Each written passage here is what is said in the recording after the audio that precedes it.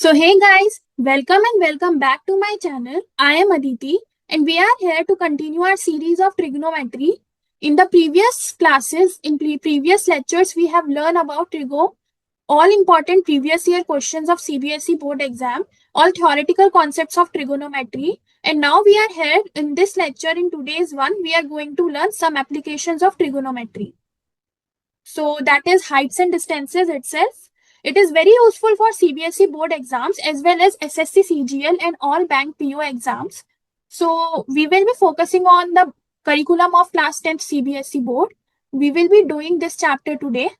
And कैसे हैं आप सभी लोग? I hope आप सब लोग ठीक होंगे and everything is going good and the studies are also going good. So this is the chapter which is mostly based on diagrams and वैसे तो trigonometry is based on diagrams but इस chapter के अंदर हमें काफी ज्यादा conceptually सोचना पड़ता है, काफी ज्यादा माइंड में डायग्राम बना के सोचना पड़ता है. तो let's start with today's video. Some applications of trigonometry. First of all, we have to understand the theoretical thing of this chapter. It is an extension of trigo itself. So let's understand what is line of sight. This is based on कि there is an observer, let's say observer A, and there is an object, let's say O. So this is the eye of the observer. ये observer की eyes है. तो line जो कि observer की आई से object में जो हम देख रहे हैं, जिस पॉइंट को हम ऑब्जेक्ट में देख रहे हैं वहां पर जाकर के जो लाइन मिलती है, that line is called line of site. Why it is important? Because we have to understand elevation and depression angle also. So the line drawn from eye of observer to the point in the object viewed by observer is called line of sight.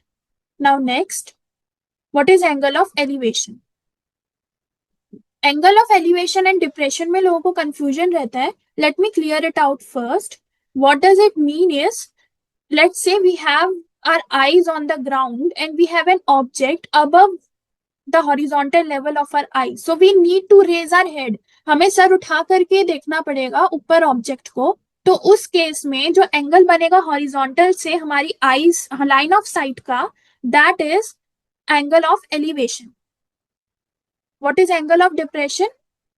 Angle of depression is, let's say हमारी आई sky पे है, sky में वैसे तो ऐसा होता नहीं है, लेकिन लेट्स सपोज कि our eyes are in the sky and वहां से उस आई से हम एक ग्राउंड पे ऑब्जेक्ट को देख रहे हैं. तो स्काई से ग्राउंड पे देखने में we have to lower our head. So in this case the angle form by the horizontal level of the eye to the line of sight is called angle of depression. Just like this, angle of depression and angle of elevation always form with the horizontal level and line of sight, never with the vertical. So if by mistake आपने ये blunder कर दिया तो you will get 0 marks in exam because of this blunder कि आप vertical angle के साथ में elevation या depression बना के आ जाओ. So I hope this is clear. Now next, this chapter is mostly of questions. So we will start with questions itself. I recommend you to take the screenshots either. I will provide the PDF also. So you can write it down with me also, all the questions. Let's start with question number 1. A kite is flying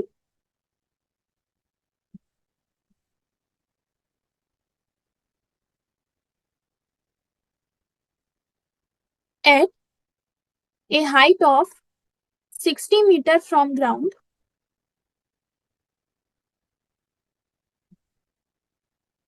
The string attached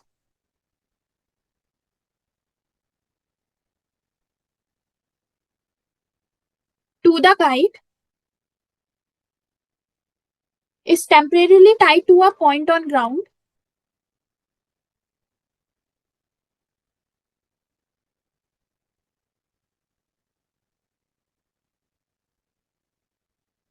On ground, the inclination of the string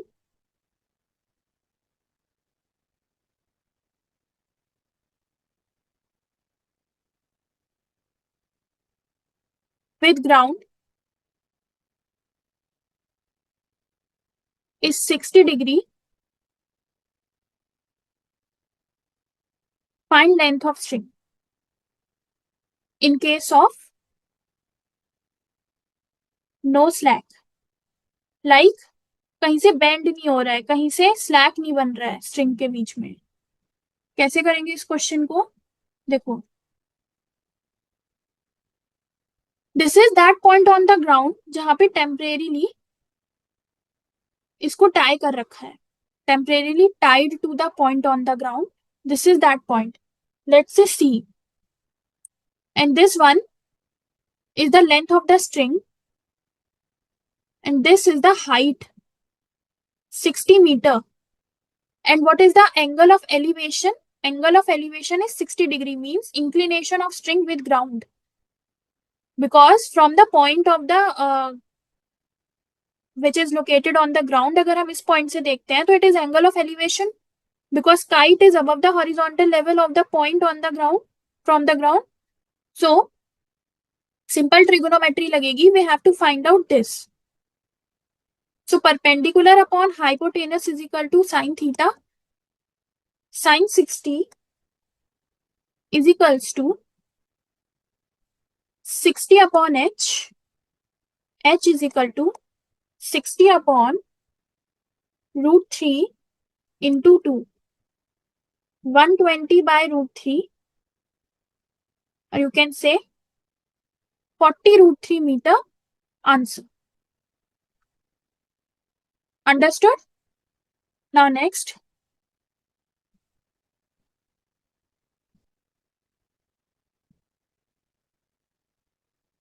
Question number 2. From a point on the ground,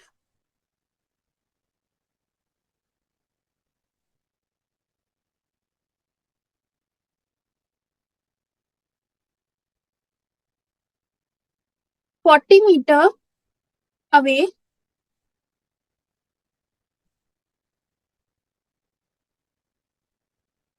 from foot of a tower, angle of elevation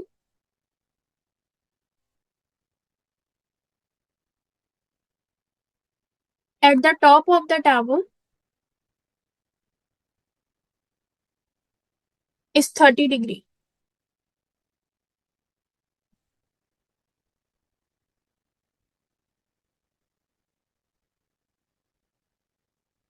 I will write it down as, क्योंकि guys time बहुत waste हो जाता है, angle of elevation of water tank हमारे पास कितना है, 45 degree, उसी point से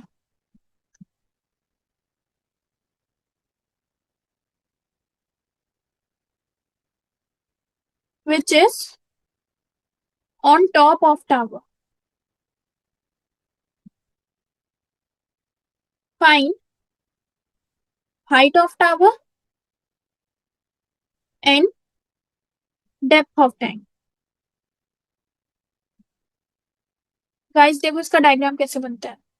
ये कह रहा है कि एक पॉइंट है जो कि टावर की फुट से 40 मीटर दूर है, और ये टावर के ऊपर एक टैंक है. एंगल ऑफ एलिवेशन टावर का तो 30 डिग्री है, लेकिन टैंक के टॉप का 45 डिग्री है.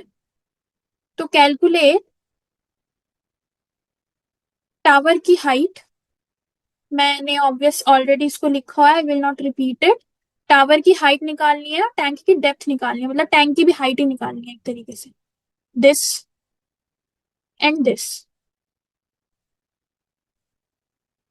सो सी, tan 45 जो होता है वो 1 होता है, तो क्या 1 h1 प्लस h2 अपॉन 40 है? Yes. So 40 is equal to h1 plus h2, first equation. tan 30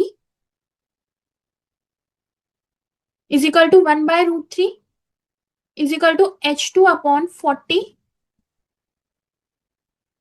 h2 is equal to 40 by root 3. Second one.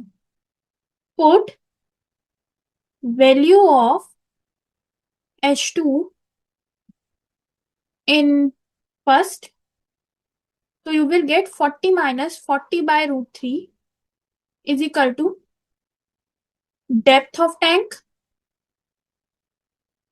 H1 and height of tower is 40 by root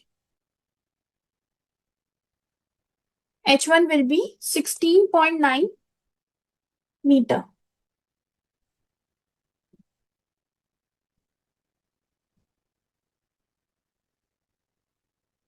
And H2 is 40 by root 3. और इसको थोड़ा elaborate करूं तो 23.1 metre answer. Understood. Very easy question. शुरू शुरू में लगेगा कि पता नहीं क्या ही पूछ रहे हैं, लेकिन फिर क्लियर हो जाए.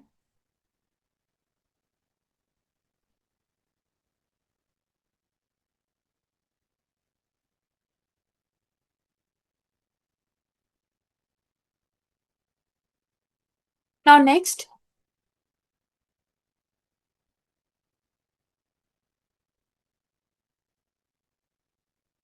A tree is broken by wind. आंधी तूफान आया और पेड़ टूट गया. तो जो टॉप है that it is struck on ground, guys.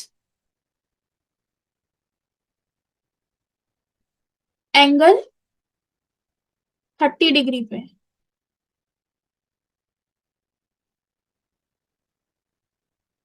Eight a distance, देखो पूरी विजुअलाइजेशन लगेगी, इसको ना दिमाग में सोचने की कोशिश करो जब तक मैं लिख रही हूँ. At a distance of 30 metre from root, find whole height of tree.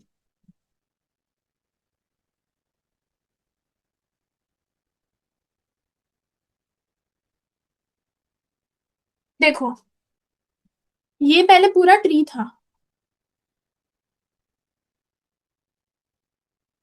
A B. C point से ब्रोक हुआ, ब्रेक होकर के ये गिरा किसी ओ पॉइंट पर, जो कि 30 मीटर दूर है ए पॉइंट से. ए पॉइंट यानी रूट लिखा है ना, at distance of 30 metre from root. C point है ब्रेकेज का point.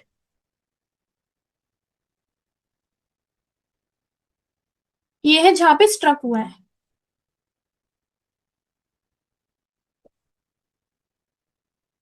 Late say OC y है, लेट से बीसी भी वाई ही होगा क्योंकि यही पार्ट यहाँ पे गिरा है, एंड ये एक्स है.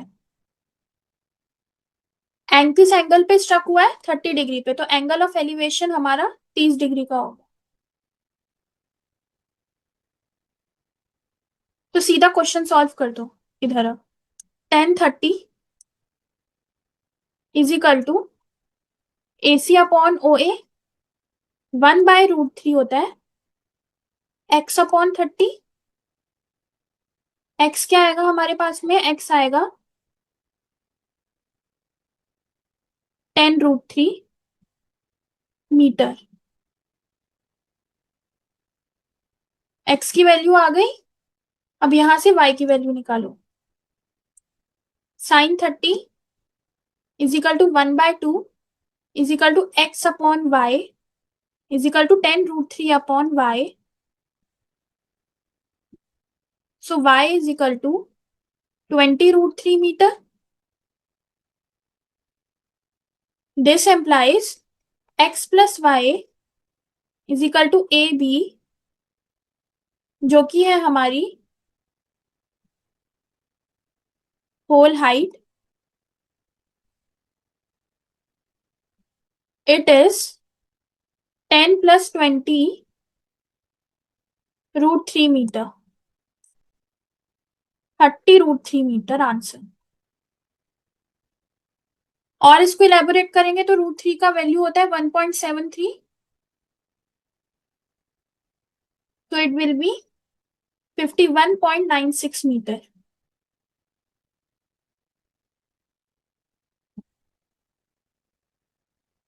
देख लो एक बार इसको. पेड़ ए भी था, सी पे ब्रेक हुआ, यहाँ ओ पे जाके स्ट्रक हुआ, ओ और रूट ए का डिस्टेंस 30 मीटर है। एसी को एक्स ले लिया, जो स्ट्रक हुआ है उसको वाई ले लिया, जो पार्ट टूटा है। सीधा ट्रिगोनोमेट्री लगाई, टेन थीटा और साइन थीटा, और आंसर निकालो। Okay, now next.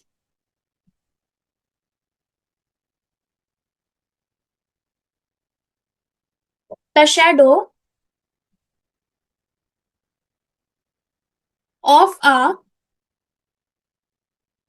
Vertical tower on level ground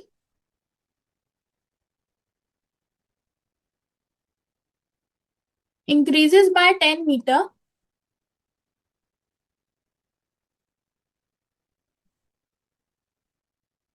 when angle of elevation changes from 30 degree, no 30 degree, 45 degree to 30 degree. Find height of tower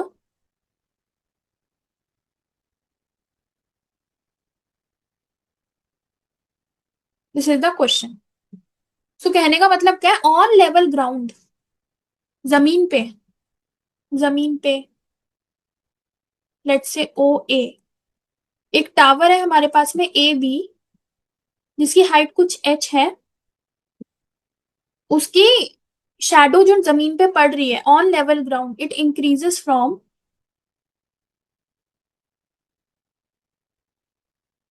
45 degree का angle बन रहा था पहले, अब angle of elevation 30 degree का बन रहा है, और कितना डिस्टेंस हुआ है, 10 मीटर इंक्रीज हुआ है। पहले लेट से कुछ एक्स मीटर था। एंगल ऑफ एलिवेशन क्यों? क्योंकि वर्टिकल टावर की शेडो, वर्टिकल टावर की शेडो जो सन होगा वो नीचे तो होगा नहीं, जमीन के ऊपर ही होगा, और टावर का जो लेंथ है पूरा, सन जो है हमारा पॉइंट ऑफ ऑब्जेक्ट है, आई हमारी ग्राउंड पर है, तो सन और टावर का जो टॉप है that are point of objects and eye is on the ground, तो जो ये एंगल बना रहा है सन इससे, दैट इज, सन ऊपर से देख रहा है ना, नहीं नहीं, सन ऊपर है और हम ओ पॉइंट से देख रहे हैं ना, तो इसमें क्वेश्चन में मेंशन है कि जो एंगल ऑफ एलिवेशन है वो 45 डिग्री से 30 डिग्री हो रहा है, दैट्स वाई डायग्राम इस तरीके से बने। तो अब इसको कैसे सॉल्व करेंगे? क्योंकि हमारे पास दो इक्वेशन, दो वेरिएबल है, तो दो इक्वेशन बनानी पड़ेगी इसमें। फर्स्ट इक्वेशन इज, सी 1045 जो है वो 1 होता है, तो इससे क्या होगा, एच अपॉन एक्स, तो एच एक्स के बराबर हो जाएगा in triangle A B P, h x के बराबर हो गया। अब वन वेरिएबल हो गया, अब देखो 1030, 1030 is equal to h upon 10 plus h. यहां सॉल्व करती हूँ, 1/√3 is equal to h upon 10 plus h, so 10 plus h is equal to √3 h, 10 is equal to h √3 - 1, तो हाइट कितनी आ जाएगी, हाइट आ जाएगी √3 - 1/10,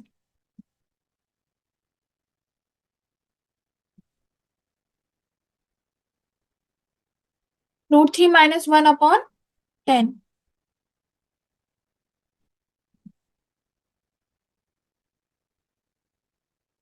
metre. This is the answer. और इसको elaborate करेंगे, और इसको एलाबोरेट करेंगे, इस हमसे कोई मिस्टेक हुई है इसमें, मिस्टेक ढूंढो। हाँ, मिस्टेक लास्ट वाले उसमें हुई है, पोर्शन में। 10/√3 - 1, क्योंकि ये डेनोमिनेटर में जाएगा ना इधर, तो इसको और इलेबोरेट करेंगे, एच की वैल्यू आ जाएगी हमारे पास में, के बराबर हो गया, अब वन वेरिएबल हो गया, अब देखो 1030, 1030 is equal to h upon 10 plus h, यहां सॉल्व करती हूँ। 1/√3 is equal to h upon 10 + h। So 10 + h is equal to √3h। 10 is equal to h√3 - 1। तो हाइट कितनी आ जाएगी? हाइट आ जाएगी √3 - 1/10।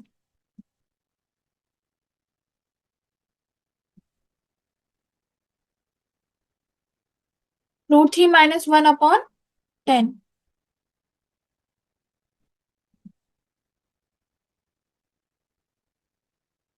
Metre. This is the answer. और इसको elaborate करेंगे, और इसको एलैबोरेट करेंगे।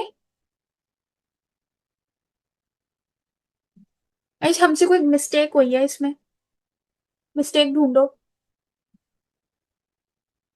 हाँ, मिस्टेक लास्ट वाले उसमें हुई है, पोर्शन में। 10/√3 - 1, क्योंकि ये डिनोमिनेटर में जाएगा ना इधर। तो इसको और इलेबोरेट करेंगे। एच की वैल्यू आ जाएगी हमारे पास में 13.65 metre.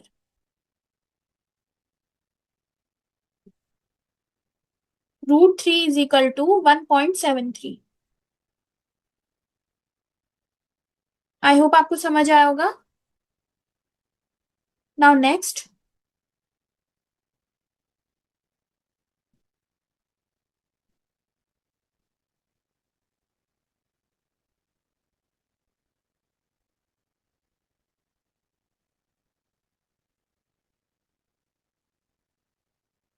2 pillars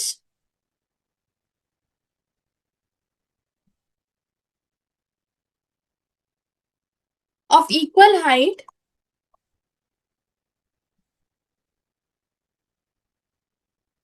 and on either side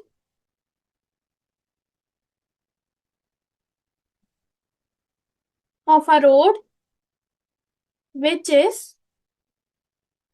100 metre wide. Either side मतलब एक लेफ्ट में एक राइट में है, दोनों रोड के अपोजिट एंड्स पर है। Is 100 metre wide. Angle of elevation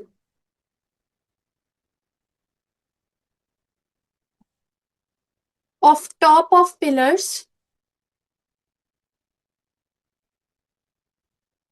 are 60 degree and 30 degree at a point on road between pillars. Find position of point between pillars and height of each pillar.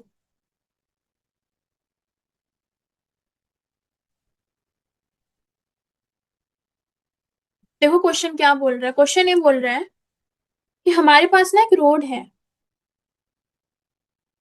AC। उस road पे 2 pillars हैं उसके opposite ends पे। एक pillar ये, एक pillar ये। एक पॉइंट है बीच में P। उस पॉइंट से जो एंगल ऑफ एलिवेशन जा रहा है दोनों पिलर्स पे, that is 30 degree for pillar CD, जिसकी हाइट कुछ h है। और दोनों की हाइट है जो सेम है। वो क्वेश्चन में गिवन है 2 पिलर्स ऑफ इक्वल हाइट, और जो दूसरा पिलर है उसका जा रहा है 60 डिग्री। हमसे क्वेश्चन में पूछा है कि P की पोजीशन बतानी है। एक तो AC पे रोड पे P पॉइंट की पोजीशन क्या है और दोनों पिलर्स की हाइट क्या है। तो देखो, इन ट्राइंगल PAB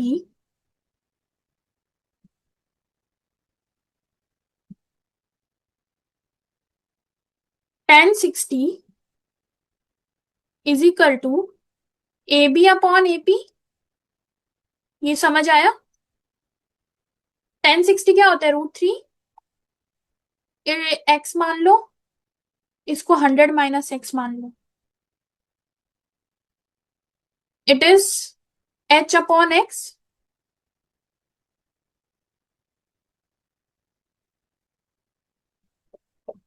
अब 1030 देखो, पीसीडी में, पीसीडी ट्रायंगल उठा लो। अब अगले वाले की, इसकी बात हो गई, अब इसकी बात करते हैं।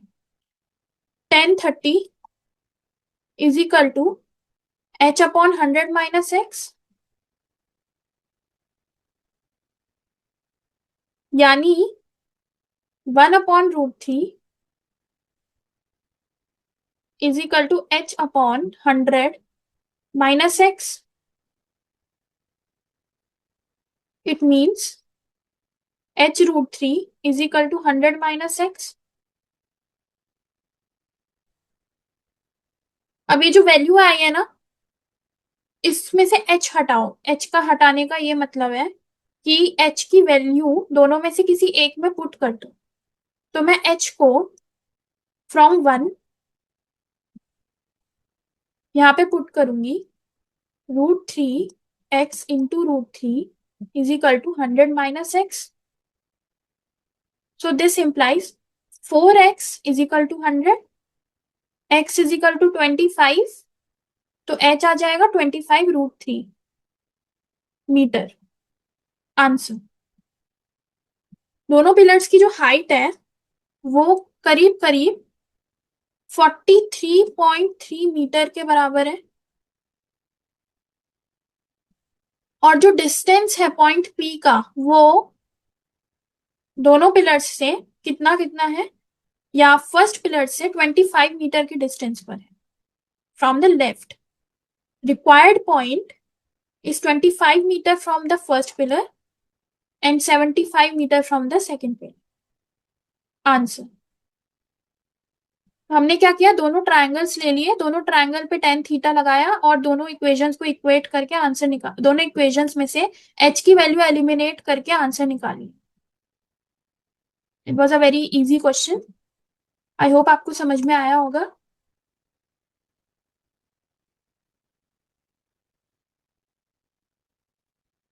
Let's move on to our next question.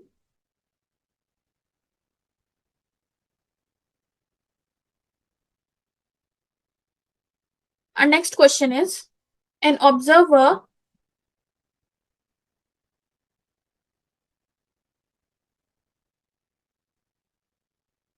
from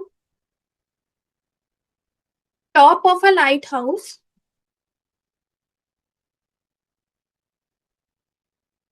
100 meter above sea level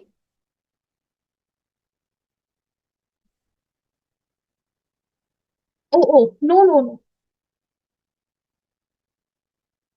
it is as observed, very sorry, as observed from the top of a lighthouse, जो कि सी लेवल से 100 मीटर ऊपर है। Angle of depression of a ship. अब देखो, ship जो है वो लाइट हाउस के टॉप से नीचे है, तो हमें सिर को ऐसे झुका के देखना पड़ेगा शिप को, इस वजह से डिप्रेशन एंगल दिया हुआ है of a ship changes from 30 degree to 45 degree, जो कि सेल कर रही है towards lighthouse. Now we have to find out distance traveled by ship, not fish. Distance travel by ship in this duration. बताओ इस question को कैसे करेंगे आप, खुद सोचो इसको कैसे सॉल्व करेंगे, बहुत इजी है, थोड़ा सा सोचो।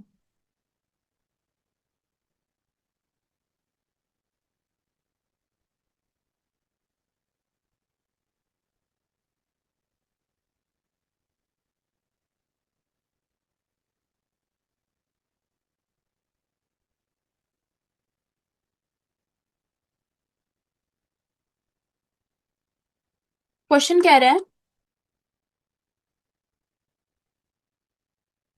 This is sea level, this is this tower, this is top of lighthouse tower, and ये मान लो शिप है यहाँ पे कुछ ऐसे।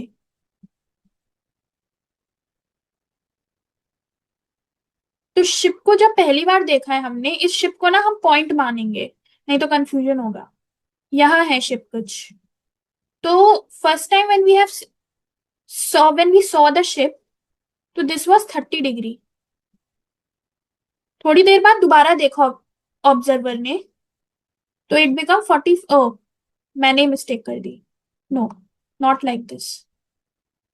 एंगल ऑफ डिप्रेशन है ना हॉरिजॉन्टल के साथ में, this is 30 degree, this is 45 degree. So what we have to find out, ये हम यहां से ज्वाइन कर देंगे दोनों केसेस में। तो हमें क्या निकालना है, distance travel by the ship. This will be this is given 100 metre, 100 metre above sea level. So इसकी वैल्यू तो 100 है, ये जो हाइट है हमारे पास में। तो हम इसको नाम दे देते हैं ABCD and E। देखो अब ट्राइंगल हम उठाते हैं अगर EDC,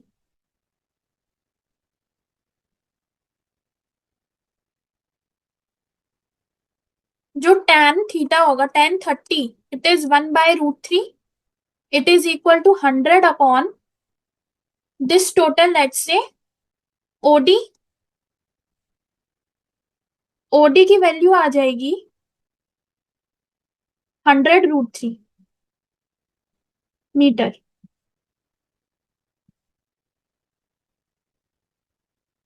और ट्राइंगल अब लेंगे हम ABC।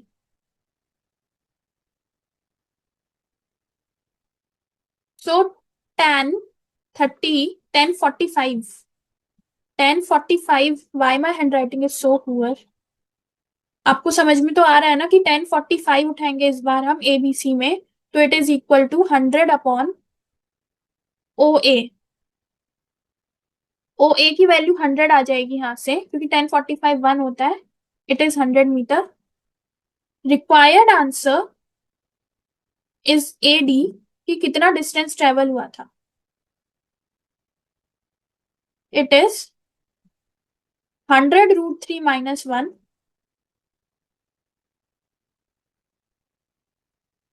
Metre. Answer understood.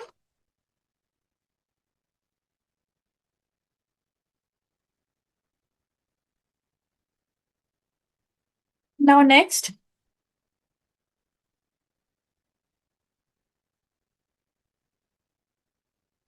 this is a difficult question, kind of difficult. Two stations जो कि साउथ में है, एक लीनिंग टावर के,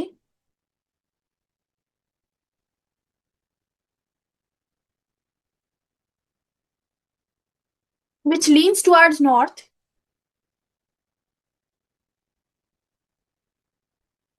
Due south of a leaning tower which leans towards north,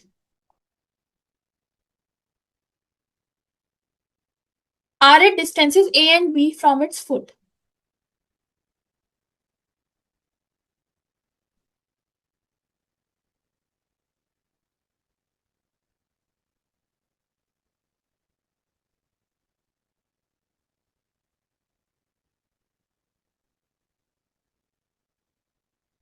If alpha beta B elevations, कहाँ के, tower के top के,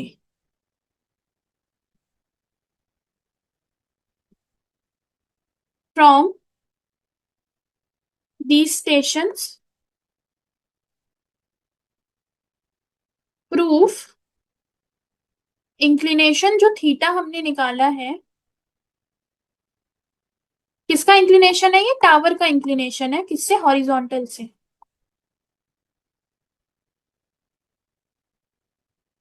फ्रॉम नहीं लिखेंगे, यहां लिखेंगे to horizontal is cot theta is equal to b cot alpha minus a cot beta upon b minus C.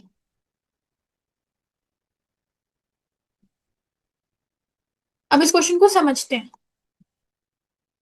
Question में इस तरीके से हम यहाँ नॉर्थ ले लेते हैं, इधर साउथ ले लेते हैं। नॉर्थ यहाँ आ जाएगा, साउथ यहाँ आ जाएगा, वेस्ट यहाँ एंड ईस्ट यहाँ। वेस्ट ईस्ट की रिक्वायरमेंट नहीं है, फिर भी हमने कर लिया इसको। तो यहां से टावर नॉर्थ की तरफ लीन करता है, और टावर के साउथ में नॉर्थ की तरफ लीन कर रहा है ये इसकी एक्चुअल हाइट है। ये इसकी एक्चुअल हाइट तो ये है, ये हाइट है इसकी ग्राउंड से, दैट इज एच।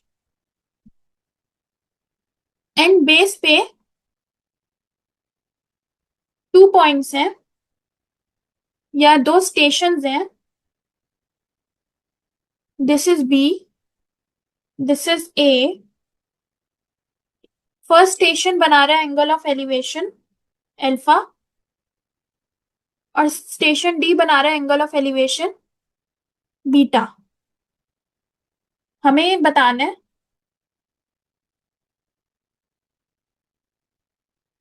कि cot theta is equal to b cot alpha minus a cot beta upon b minus a. ये प्रूफ करना है इसके अंदर। देखो,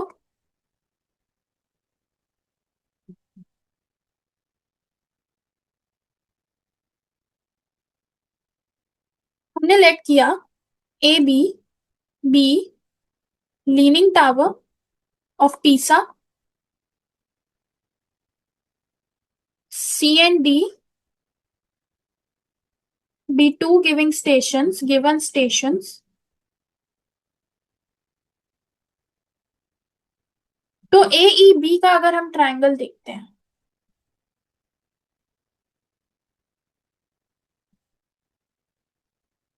ए बी, मैंने ये एक ब्लंडर किया है यहाँ पे। This is not how we will write it down. A B C D ई।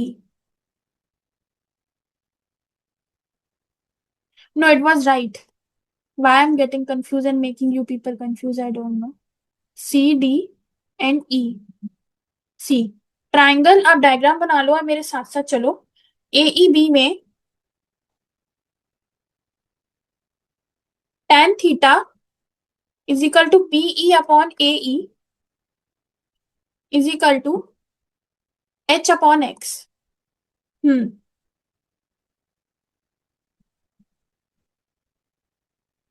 तो एक्स आ गया यहां से cot theta.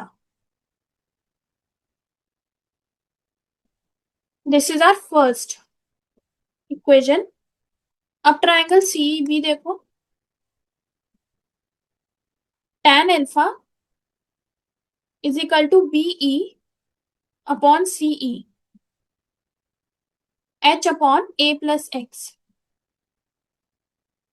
A plus x is equal to h cot alpha, so x is equal to h cot alpha minus a. This is second. Next, in triangle DEB tan beta is equals to BE upon DE, which is H upon B plus X. This implies X is equal to H cot beta minus B.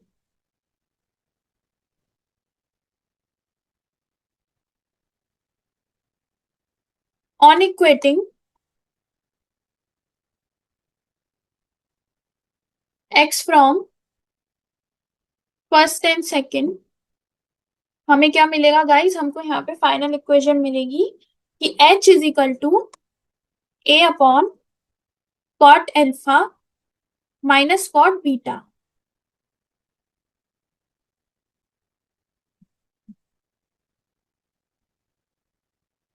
This is fourth. यहां तक समझ में आया? Now next, तो equate करना है अब हमें फर्स्ट को और थर्ड को। इक्वेटिंग फर्स्ट एंड थर्ड, हमें क्या मिलेगा यहां से? h is equal to b upon cot beta minus cot theta on equating both. Equate fourth and fifth. This is fifth.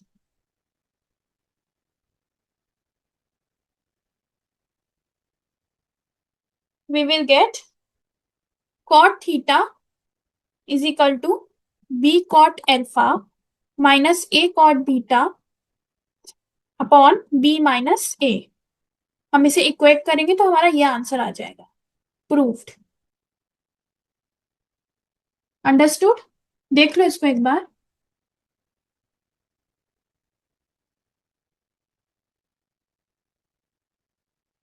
बड़ा आंसर है इसका, लेकिन it is very useful and important question. I hope आप लोगों को समझ में आया होगा। आज का हमारा ये लास्ट क्वेश्चन था। आई होप आपको ये वीडियो अच्छी लगी होगी। अगर अच्छी लगी है तो चैनल को सब्सक्राइब करें एंड वीडियो को लाइक करें। एंड और कोई भी डाउट है तो आप कमेंट सेक्शन में पूछ सकते हैं, मैं उसको क्लैरिफाई करूंगी। कुछ इलेबोरेट करना है इसमें, जैसे मैंने यहाँ पर वैल्यूज नहीं लिखी हैं, I have not put the middle equations. तो अगर आप वो चाहते हो आप मेरे को कमेंट सेक्शन में कमेंट कर सकते हो, I will give the explanation also. So I hope it is clear to you and the class was useful और नॉट, वो तो आप रिव्यू बताना मेरे को। तो अब मिलते हैं नेक्स्ट लेक्चर में, जहाँ पे हम पढ़ेंगे इसी का पार्ट 2। तब तक के लिए thank you for watching, have a nice day, bye.